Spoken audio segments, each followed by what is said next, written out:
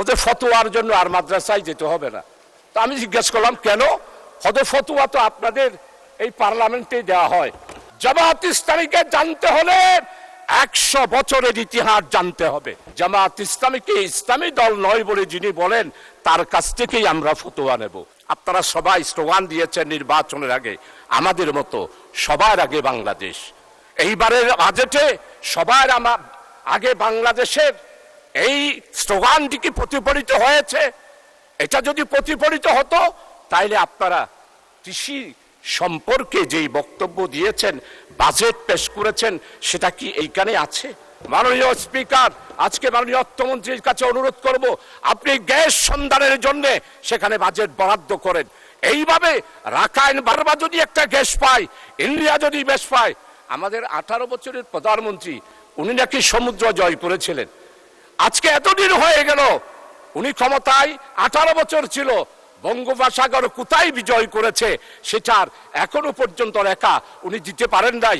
আমাদের চট্টগ্রামের আরেক কৃতি সন্তান স্বরাষ্ট্রমন্ত্রী, আজকে আমাদের চট্টগ্রামে একটা কথা এসেছে, ওদের ফতোয়ার জন্য আর মাদ্রাসায় যেতে হবে না। তো আমি জিজ্ঞেস করলাম কেন? ওদের ফতোয়া তো আপনাদের এই পার্লামেন্টে দেওয়া হয়।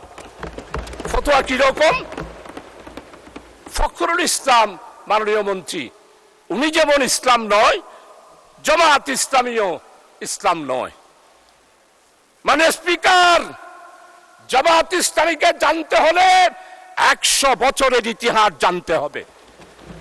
জামাত ইসলামী কি ইসলামী দল না অন্য কিছু, সেটার ফতোয়া দেওয়ার দরকার নাই। তাই আমাদের চট্টগ্রামে এখন বলতেছে হাল জবানার মুফতি তিনি, আর একটা বললাম না, আলিফ বাতা জানেন না। মানে স্পিকার, আমরা ফতোয়ার জন্য আর হাটহাজারে যাব না, ফতোয়ার জন্য পটিয়াও যাব না, ফতোয়ার জন্য লালবাগেও যাব না।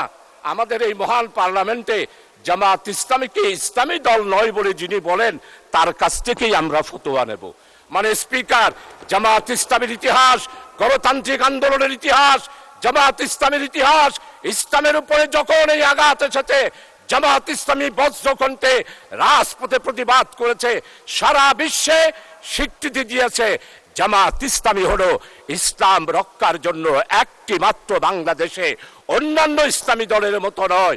জামাত ইসলামী গণতান্ত্রিক, নিয়মতান্ত্রিক, মানুষের অধিকার প্রতিষ্ঠার জন্য, ওয়েলফেয়ার স্টেট কায়েম করার জন্যই জামাত ইসলামী।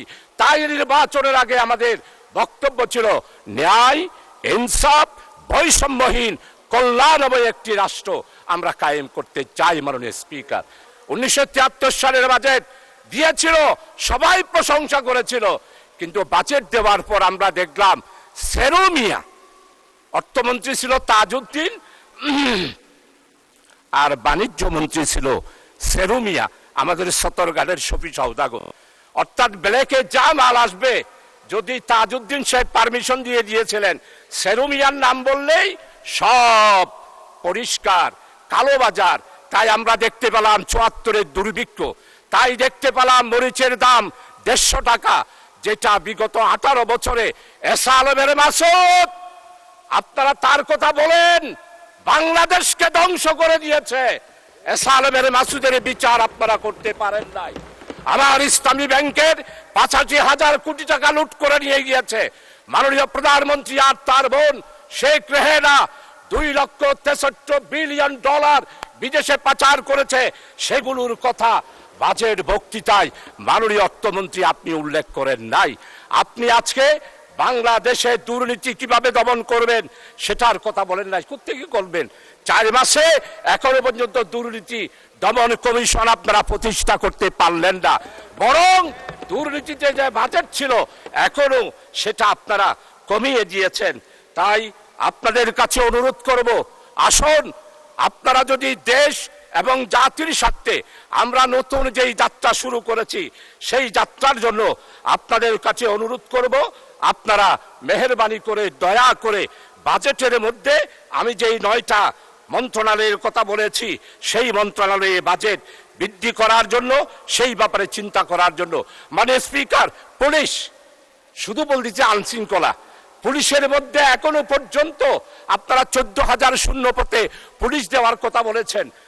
ফ্যাসিস্ট স্বৈরাচার শেখ হাসিনার আমলে যেই পুলিশ নিয়োগ দেওয়া হয়েছে তাদের ব্যাপারে কোনো তদন্ত হচ্ছে না। 4 মাসে 18 বছরের যেই দুর্নীতি হয়েছে সেটার শ্বেতপত্র আপনারা প্রকাশ করছেন না।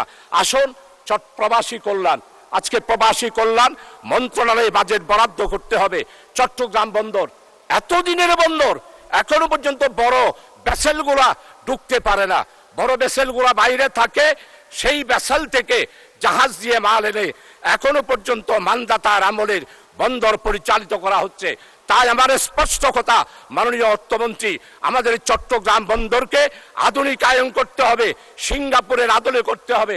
আমাদের চট্টগ্রামকে আমাদের সাবেক তিনবারের প্রধানমন্ত্রী বেগম খালেদা জিয়া চট্টগ্রামকে বাণিজ্যিক রাজধানী ঘোষণা করেছিল।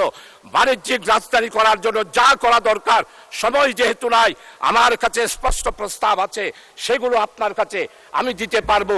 এরপরে কর সংশোধন করার জন্য জাতীয় রাজস্ব বোর্ড যেই সংস্কার পরামর্শ কমিটি আন্টোরিয়াম গভর্নমেন্টের আমলে দিয়েছে, মাননীয় অর্থমন্ত্রীর কাছে আমি সেটা পেশ করব। আপনি সেই অনুসারে আমাদের জাতীয় রাজস্ব বোর্ডকে সাজানোর চেষ্টা করবেন।